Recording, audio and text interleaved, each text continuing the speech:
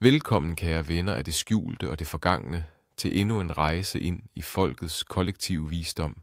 I dag dykker vi ned i en tid, hvor sløret mellem verdener var tyndt, og naturens hvisken bar budskaber om skæbne og fremtid. Vi taler om den 2. september, en dato, der på overfladen synes almindelig, men som i gamle dage bar en dyb, næsten magisk betydning. En dag, hvor hverdagens gøremål flettedes uløseligt sammen med urgamle overtro, spådomme og strenge forbud. En tid, hvor hvert et blad, der faldt, hver en skygge, der gled forbi, og hver en drøm, der hjemsøgte nattens mørke, kunne fortælle dig noget om din fremtid. Den erkendte september markerede i den danske bondes kalender en afgørende overgang. Den var porten mellem den frodige, overflodsprægede sommer og den mere barske, introspektive efterårstid. Høsten var i fuld gang, og markerne gav deres sidste dyrebare gaver, inden jorden gik i vinterhi. Det var en tid med hårdt arbejde, men også med dyb taknemmelighed og en vis ærefrygt over for naturens kræfter. Folk observerede vejret, dyrenes adfærd og drømmenes billeder med en intensitet, der er svær at forestille sig i dag. De søgte svar og tegn på, hvordan den kommende vinter ville blive, og om der var nok forråd til at overleve kulden og knapheden. Denne dag var ikke markeret med store fester eller pompøse ceremonier, men snarere med en stille, intens opmærksomhed på de små detaljer, der kunne afgøre en families skæbne. I den kristne tradition er den 2. september ikke forbundet med en særlig kendt helgen eller en stor festdag i Danmark. Men det betyder ikke, at den var uden åndelig betydning. Tværtimod. I takt med, at den kristne tro flettede sig sammen med ældre hedenske forestillinger, blev denne periode en tid for bøn og taksigelse. Man bad om Guds velsignelse over høsten, om beskyttelse mod sygdom og ulykke i den kommende vinter. Ugerne gik, og Jenses høst, der havde syntes så rigelig, skrumpede mere og mere ind på grund af forrådnelse og skadedyr. Vinteren blev lang og barsk, og Jens, der havde pralet med sin rigdom, endte med at måtte tigge om hjælp fra de samme naboer, han havde hånet.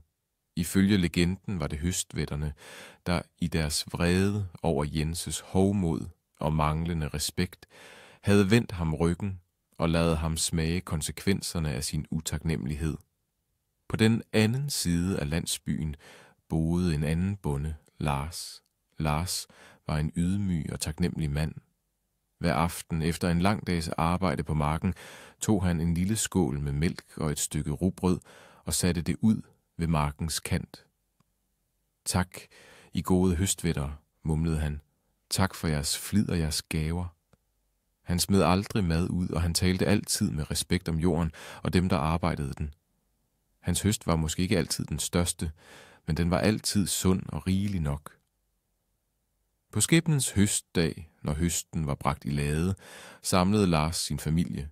De knælede kortvarigt ved laden og takkede i stilhed for det, de havde fået.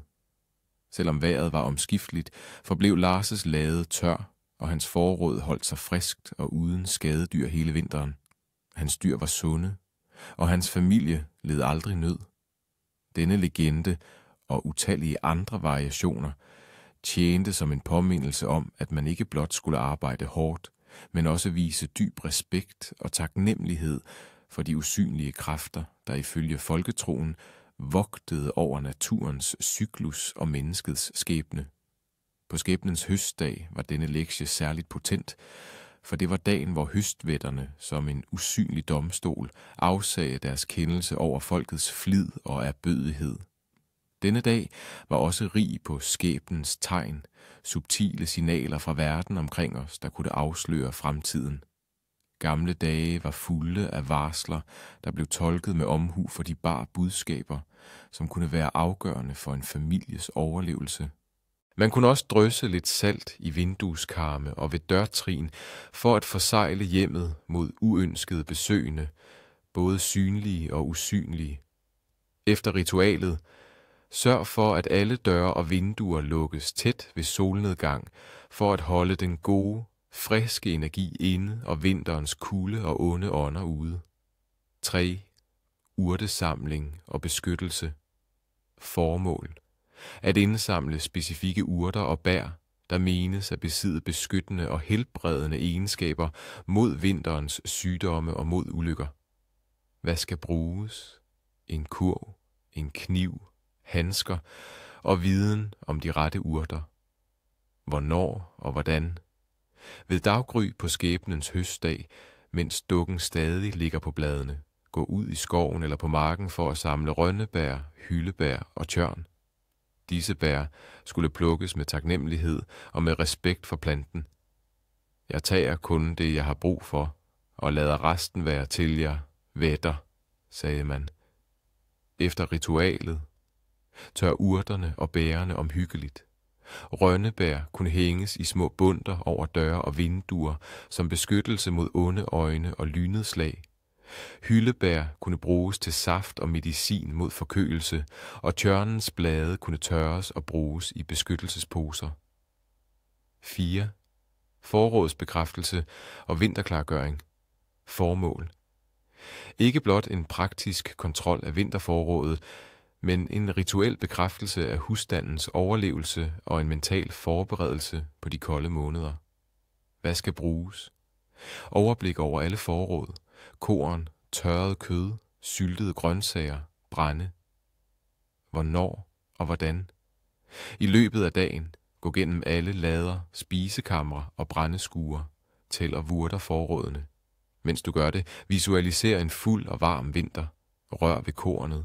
Mærk på brændet og så stille. Måtte dette række, og måtte vi være velsignede med nok. Det var vigtigt ikke at udtrykke tvivl eller frygt. Man skulle også sørge for at tjekke tag og vinduer for utætheder